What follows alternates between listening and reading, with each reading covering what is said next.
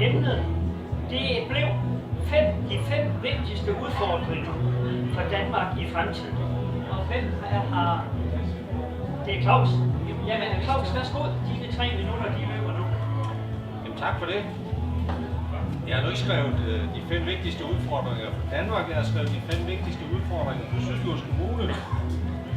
Men det ligger jo der også i Danmark, kan man sige. Jeg vil egentlig bede nogle af de der partifolk, der sidder her, om at gå over og prikke til alle de, der står og ser square dance derovre. Det virker som om, det er noget mere populært end det her. Men vi kunne også flytte debatten derover selvfølgelig. Men jeg har skrevet det her. Der er også knald i den, det er godt nok. Jeg har skrevet det her med de 5 vigtigste udfordringer op, fordi jeg synes, det er noget af det, som er allervigtigst for os at arbejde med. Og de udfordringer, jeg ser som værende helt afgørende for en kommune som Syddjurs, det er for eksempel, at vi i fremtiden er i stand til at samarbejde i det, vi kalder Business Region Aarhus, hvor vi jo går ind og samarbejder med 11 andre kommuner om at skabe vækst og udvikling i Østjylland. Det gør vi med Aarhus som navn, fordi det er Aarhus, man kender ude i verden, og Aarhus er lige nu det område i Danmark, som trækker den største vækst. Det skal vi andre kommuner rundt om formå at profitere af. Så en rigtig vigtig faktor for, at vi kan udvikle Syddjurs Kommune fremadrettet, det er en evne til at samarbejde med de andre kommuner. Så har vi en udfordring, der hedder flygtninge, som også er rigtig stor de kommende år. Og hvis vi ikke lykkes med harmonisk at integrere og beskæftige de mange fremmede, der kommer, ja, så får vi et kæmpe stort problem, og det har vi et stort behov for at stå sammen om. Så er det vigtigt for byrådet fremadrettet at kunne tænke strategisk, kunne tænke fremadrettet og kunne tænke på tværs af alle serviceområder for at udnytte de ressourcer, vi har helt optimalt, og stille store effektiviseringskrav til os hver eneste dag. Og der skal vi være bedre og dygtigere hver eneste dag til at gøre det. Så har vi jo selvfølgelig de helt nære forhold som den 4. udfordring, at vi som byråd skal skabe bedre rammebetingelser for alle eksisterende erhverv og alle iværksættere, som er i Syddjurs Kommune. Og det skal vi gøre gennem en både involverende og understøttende indsats for de rammevilkår, som vi nu har en mulighed for at gøre noget ved. Og så har jeg sat det 5. punkt ind, som jeg mener er helt afgørende for vores udvikling, og det er, at vi får en mere åben planlov. Det er der et behov for. Vi møder hver eneste dag borgere, virksomheder og andre interessenter, som oplever, at planloven er en hindring for at gøre det, man gerne vil. Meget bekendt så blev den sidste planlov, vi har lavet i 1972, og den er der et behov for at gøre noget ved, således at den kan rumme nutidens krav. Det handler ikke om, at vi skal have hoteller og alle mulige andre strandkanter, som modstanderne af en lempeligere planlov siger. Men det handler simpelthen om, at vi får en planlov og en miljølovgivning for den sags skyld, som er i stand til at rumme nutidens krav, og det gør de ikke. Så det var mit bud på 5 vigtige udfordringer for Syddjurs. Tak til Claus. Kirstine? Ja, men langt hen ad vejen, der kan jeg sagtens være enig med dig, Claus. Og det skal nok komme ind på det senere, men nu vil jeg så lige nævne de punkter, som jeg har på min seddel i øjeblikket. Og jeg tænker, at for at løbe op til nogle af de krav, som du stiller, de udfordringer, som du stiller, så er vi nødt til også at sørge for, at der er uddannelsesmuligheder lokalt. Vi har en kæmpe forpligtelse til at sørge for, at vi fastholder dels ungdomsuddannelserne, men sørger også for at sørge for, at den primære uddannelse, altså folkeskole, ja faktisk helt ned til børnehaverne og daginstitutionerne, leverer det, som vi som samfund kan forvente, nemlig ordentlig og kvalitetsmæssig i orden uddannelse. Vi skal have børn, som er glade for at gå i skole, som børn, som er glade for at lukke øjnene op og lære noget, børn, som gerne vil videre i et ungdomsuddannelsessystem. Der har vi en kæmpe udfordring i at fastholde det. Lige nu diskuterer man jo faktisk, hvor der skal ligge uddannelser, og hvilke af de uddannelser, der er søgt efter, hvor de skal være henne i hele regionen. Og der håber jeg jo indledligt, at der bliver lyttet til de, der har søgt ind på erhvervsuddannelsesmuligheder på Djursland.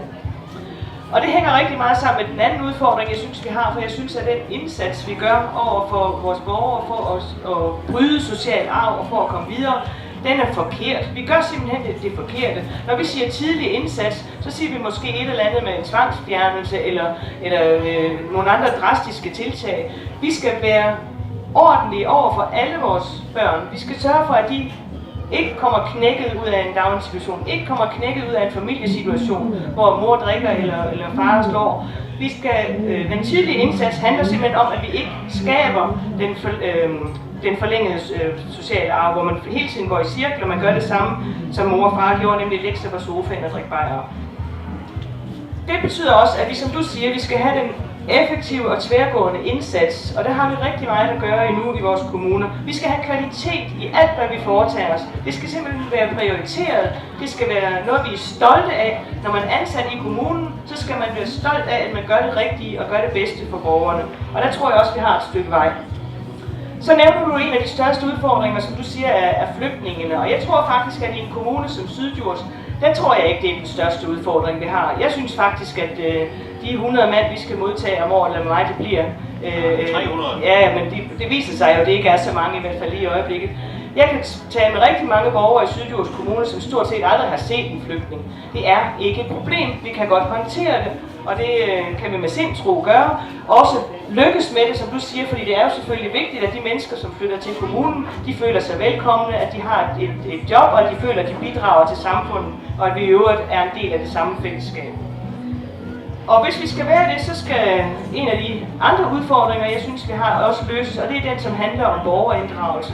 Der bliver talt rigtig meget om politikerlede, der bliver talt rigtig meget om borgere, der føler sig kørt henover, som ikke føler, at de har været med, som ikke har ejerskab til de beslutninger, der bliver truffet. Der har vi simpelthen en udfordring, som handler om, at de mennesker, som bosætter sig hos os, som bor her allerede, som arbejder her, og når vi planlægger for dem, at de så føler, ja, vi er blevet hørt, og hvis ikke de får ret, så ved de i hvert fald, hvorfor de ikke får ret. Så det var den fjerde udfordring, jeg havde, når den ene af dem, du egentlig er fjernet fra dig. Og så er der selvfølgelig det med planloven, og der er jeg jo fuldstændig enig med dig i, at den kan på visse områder gå hen og være en lidt forældet planlov. Vi har jo et kæmpe landområde med masser af nedlagte landbrug og masser af muligheder for et godt liv på landet. Og det skal vi selvfølgelig udnytte sammen, og jeg er fuldstændig enig med dig i, at det her det handler jo overhovedet ikke om at splitte vores kyster ad eller bygge hoteller. Det er der ingen af os, der har brug for. Men vi har brug for at være en lille smule mere herre i eget hus og få lov til at vurdere, her kan vi godt tage nogle skridt, som i øvrigt ikke var mulige før. Så det var dine bud på udfordringerne. Tak for det. Nu har vi jo ikke så forfærdeligt mange til at komme med spørgsmål fra salen, så det kunne være, at spørge Claus, har du nogen lyst til at svare på Kirstines oplæg? Ja, det vil jeg da gerne. Altså, den her, vi skal bryde social arv-tilgang, det er jo sådan en ting, vi alle sammen trækker frem med jævne mellemrum og siger, at det skal vi. Uden at nogen siger, hvordan skal vi så gøre det. Man kan vel tage frem og sige, at den måde, vi har arbejdet med det gennem rigtig mange år, har i hvert fald ikke brugt social arv. Så hvor er vi så henne? Man kan tage et eksempel. I vores skolevæsen i Syddjurs, der har vi indtil nu brugt 35% af udgifterne på 7% af eleverne. Der er vi netop ved at nå nogle grænser, hvor det simpelthen, kan man sige, efter massivt at have løst økonomi i det, viser sig, at vi flytter ikke rigtig noget ved det. Det er det, jeg mener. Så vi er også nødt til at se på det på en anden måde, og der tror jeg, at det handler om, at vi bliver dygtigere til at stille krav til hinanden. Vi skal gøre det legalt at stille krav til hinanden. Vi skal også gøre det legalt til de borgere, som måske hænger i den her sociale arv, og stille yderligere krav til dem. Altså, jeg tror, vi skal have indarbejdet i alle vores borgers hoveder, at når vi stiller krav til dem, så er det faktisk fordi, vi giver dem opmærksomhed i stedet for penge. Så det var det vil jeg godt lige anholde, for det du siger i stedet for penge. For det, som den regering, der sidder nu, har indført, det er jo det, der hedder et moderne kontanthjælpsloft. Og det betyder jo så, at man tror, at man bliver mere god til at tage sig sammen, hvis man får færre penge at leve for, hvis man bliver fattig, hvis ens børn ikke får de samme muligheder, som andre børn har. Altså, det tror jeg ikke er vejen frem. Jeg vil gerne være med til at stille krav, men det skal jo være krav, som et menneske kan honorere og føler sig lyttet til og føler sig hørt, og tænker, her er en opgave, jeg kan løse, det her kan bringe mig og min familie videre. Det tror jeg simpelthen ikke, man gør ved at piske det med en lavere ydelse. Der er ingen, der bliver hverken klogere eller bedre af at blive fattigere. Nej, men der er heller ikke nogen, der bliver klogere og bedre af at ligge på sofaen, fordi det kan betale sig. Og det er jo der, vi har nøglen i, hvorfor man strammer kontanthjælpsloft eller indfører et moderne kontanthjælpsloft. Det er jo fordi, det har vist sig, at det simpelthen ikke kan betale sig at arbejde. Og det er derfor, man gør de ting, og det støtter jeg fuldt ud. Så vil jeg også godt sige til det her med flygtninge, du siger, Kirstine, at det kan vi sagtens rumme, det er jeg sådan set enig i. Men der er for mig bare nogle succeskriterier i det, som er vigtige. Og det er, hvis vi ikke formår over tid at få de her flygtninge til at løfte den samme opgave som danskerne i form af beskæftigelse, altså den beskæftigelsesfrekvens, som vi har, den er hos danskerne cirka 70, og det er sådan set ikke noget, jeg er imponeret af. Men hos flygtninge efter 3 år på midlertidig opholdstilladelse i Danmark, der er beskæftigelsesfrekvensen nede på 25. Og hvis vi ikke formår at flytte den beskæftigelsesfrekvens op i nærheden af danskerne, så avler vi et problem, der giver disharmoni mellem de her befolkningsgrupper på lang sigt. Så vi er nødt til helt meget skarpt at fokusere på, at de skal, og det tror jeg også, du er enig i, ind og løfte på samme niveau som danskere. Og det er jo fuldstændig enig med dig i, men det der trigger mig, som det hedder på moderne dansk, det er, at man som udgangspunkt og på forhånd siger, at de her mennesker er et problem. De her mennesker er noget, vi skal gøre noget særligt ved. De her mennesker er nogle mennesker, som måske ikke kan det samme, som danskere kan, medmindre vi gør en hel masse andet. Det er der rigtig mange af dem, der kan, hvis vi jo bare behandler dem som danskere. Det er borgere, der kommer til vores land. Vi vil rigtig gerne have tilflyttere i Syddjurs Kommune. Der kommer mennesker med børn. De skal gå i vores skoler. De skal selvfølgelig koste det, som børn koster helt almindeligvis. Det der irriterer mig, det er, at man som udgangspunkt siger, at det er simpelthen et problem. Det er det ikke. Jeg har ikke sagt, det er et problem, jeg har sagt, det er en udfordring. Okay, så siger vi, at det er en udfordring, men det synes jeg så måske heller ikke, det er så meget. Udover det, man i øvrigt skal gøre med mennesker, der står i en situation uden for arbejdsmarkedet. Det er bare borgere, der kommer til vores kommune, og som vi behandler nøjagtigt, som vi behandler alle mulige andre borgere. Hånden på hjertet.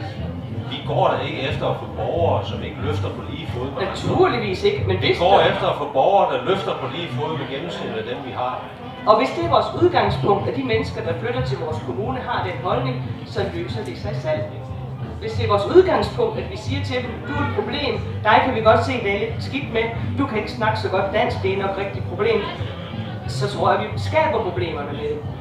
Ja, men jeg tror, altså nu er vi nødt til at opfinde et eller andet, vi kan diskutere. Dybest set så er vi nok ikke så uenige om, at vi skal behandle de her borgere med respekt. Det gør vi i høj grad også. Lige så snart de har fået en midlertidig opholdstilladelse, så får de faktisk et personnummerbevis og et gult personnummerbeviskort. Det betyder, at de har samme rettigheder, samme muligheder, samme status som danskere i boligkøen og alt muligt andet. Og derfor er det også helt legitimt, at man stiller de samme krav til. Fuldstændig. Jeg prøver lige at hjælpe jer tilbage, eller ind i en ny vinkel. Nu er vi lige kommet i gang, jo. Ja.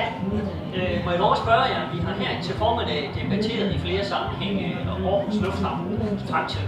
Og det er jo meget centralt for jeres kommune. Ja, det kan i hvert fald i Syddjurs Kommune. Som I jo i høj grad har mistet den gamle æbletoftrute, som vi var mange, der elskede og havde tradition for. Hvordan ser I på den perspektiv at flytte, afvikle Estrup Lufthavn? Jamen, det kan vi sige meget kort, tror jeg. Det er der ikke nogen af os, der arbejder for at flytte den i hvert fald. Tværtimod. Altså... Nej, jeg er helt enig. Altså, i mit hoved så er det et fatamorgana at flytte den. Og det, som vi har arbejdet meget aktivt, både Kirstine, da hun sad i bestyrelsen, og undertegnet, som nu sidder i bestyrelsen, det er jo, at den debat, den skal slutte, og den skal slutte her til sommerferien. Det er vi også blevet lovet af hovedaktionærer. Fordi hvis vi bliver ved med at køre rundt i den debat, så gambler vi i virkeligheden med, om vi har en lufthavnsbetjening i Østjylland overhovedet. Og hvis vi ikke har det, så har vi det helt andet problem, fordi så har vi et erhvervsliv, der ikke kan forretningsbetjenes hver eneste dag. Så derfor skal den debat stoppe, den ligger fint, hvor den gør, og så kunne vi jo køre alle argumenterne frem, som vi alle kender, om at en halv time til en stor by og bla bla bla, det er jo ingenting. Altså det her, det er en Aarhus-skabt debat af en stor del af et byråd i Aarhus, som ikke er vant til at kigge uden for Ringgaden. Det skal Aarhus også, det skal de også øve sig i, eftersom at de er, hvad skal man sige, hovedaktøren i Business Street i Aarhus lige nu. Det er vi 11 andre kommuner, der forsøger at overbevise dem om. Men det er jo ikke i det regi, vi diskuterer lufthavn, fordi der er også medlemmer af Business Street i Aarhus, som er bedre af Billund Lufthavn. Og Kar. Ja, og Kar. Så det her, det er simpelthen en Aarhus-diskussion, som skal høre op. Tak for det. Jeg tror, vi skal prøve at høre, om der er nogle spørgsmål fra sagen. Ja.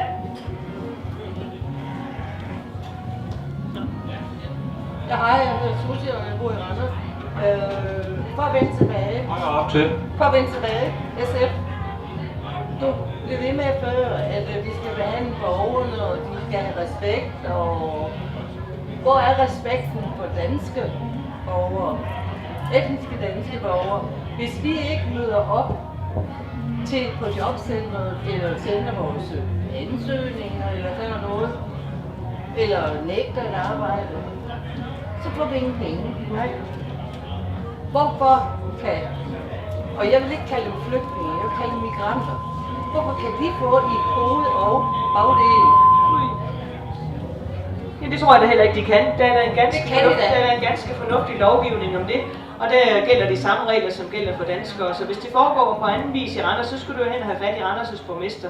Vi arbejder i hvert fald ud fra de regler, der er på området. Og der er respekt for samtlige borgere, for danskere naturligvis. Det var også lidt det, jeg mente i min indledning med den udfordring, vi har med kvalitet i alt det, vi gør. Kvalitet i alt det, kommunen viser sig med over for borgerne. Den måde, borgeren bliver mødt, det skal være med respekt og ordentlighed, og selvfølgelig med den bedst mulige fremdrift og løsning for borgeren. Det gælder for danske, etnisk danske, og det gælder for gæster, migranter og flygtninge af flygtningestatus. Det gælder for alle. Det er jo ikke det, vi ser. Nej, det mener jeg så, at du skal pege på. Hver gang du ser, at der er sket noget andet, hver gang du ser, at der er nogen, der har gjort noget andet, så må du jo sige det til dem, der har været inde og have med de beslutninger at gøre. Fordi det er jo der, du skal arbejde, men det er jo ikke de mennesker, som det går ud over, eller som får en fordel, som du skal lade det gå ud over. Det er jo dem, der har truffet beslutningerne, du skal lade det gå ud over. Jo, nu er det jo generelt hele landet, det er jo ikke kun Randers. Jeg synes lige, vi skal høre Claus, som knytter kommentar til det. Ja, nu kan jeg jo se, at du har sådan en DF-markat. Ja, men den glemmer vi bare. Det er Nej, men det gør vi ikke helt, fordi det du siger, det bærer også meget præg af DF's holdning og tilgang til det med flygtninge. Der kæmper vi jo, synes jeg, i høj grad ude i kommunerne med, at vi har et folketing, der bestemmer, hvor mange flygtninge vi skal have. Vi har et folketing, der bestemmer, hvordan de skal fordeles. Så giver det ikke ret meget mening, at DF kører sådan en politik i alle kommuner, hvor man gør alt, hvad man kan for at modarbejde det. Fordi når de først er derude, og når vi har opgaver, så er vi nødt til at tage os ordentligt af dem. Og når de får det der gule sygesikringsbevis, ligesom danskerne, så har de nøjagtigt de samme rettigheder, hverken mere eller mindre, og det er sådan, de bliver behandlet, det er helt enig i. Og der kunne det være befriende, om DF også ude i kommunerne. Og nej, udenfor, jeg er menig med det. Ja, men du... Selvfølgelig sende de signaler om, hvad problemer vi møder, når vi får sådan en familie til kommunen, og det gør vi også. Og så gør vi selvfølgelig det, at vi hjælper dem, når de kommer og mangler de her oplysninger. Og det gør vi sammen med et meget stærkt civilsamfund. Der er et rigtig stærkt frivilligt netværk i Syddjurs Kommune, som samler sig omkring de her ting, og som gerne hjælper, og som gør de her praktiske ting. De hjælper dem med familiesammenføring, de hjælper dem med at få snakket med det digitale system, og tager dem i hånden, når de skal ind og tale med kommunen. Så vi er sikre på, at de ikke føler sig forvirret og ensomme. Og det er rigtig taknemmeligt for, at der er sådan et kæmpe frivilligt netværk, der stiller op og gør noget, fordi systemet kan ikke tage højde for alle tilfælde. Der vil være masser af ting, vi ikke kan skrive os ud af, og heller ikke skal skrive os ud af, men som vi som civilsamfund kan gøre for at se her mennesker, som har behov for en hånd. Claus, har du kommentarer? Nej, men jeg kan helt understøtte det her med, at vi har enormt stor gavn af de frivillige, som laver den her uformelle civilsamfundsskole. Det er jeg også sikker på, at man har i Randers. Vi har en helt konkret målsætning i Syddjurs om, at inden for en måned efter man er kommet til som midlertidige flygtninge og har fået midlertidig opholdstilladelse, der skal man være i gang med et danskkursus, man skal være ude i praktik, ens børn skal være i gang i skoler. Det holder selvfølgelig ikke hver eneste gang, men det er målsætning, og det er det, der bliver arbejdet efter. Men det er fyldt med forhindringer, det her farvand, det er det bare. Og noget af det, vi har sagt også til landspolitikerne, er, at hvis man kunne arbejde med, at der, hvor man kommer hen først, mens ens asylansøgning bliver behandlet, og måske bor 5, 6, 7 måneder op til hele år, at det også var der, man så fik sit permanente ophold, fordi man allerede er blevet en del af et samfund. Der har allerede været nogle frivillige borgere hen og tage en i hånden, så man kunne arbejde med, at man ikke skal flytte så mange gange. Det har vi også sendt signaler om. Yes, tak til duellanterne. Har vi nogle yderligere spørgsmål fra salen? Det synes ikke at være tilfældet. I har udtømt emnerne rigtig godt. Tusind tak. Ja, tak.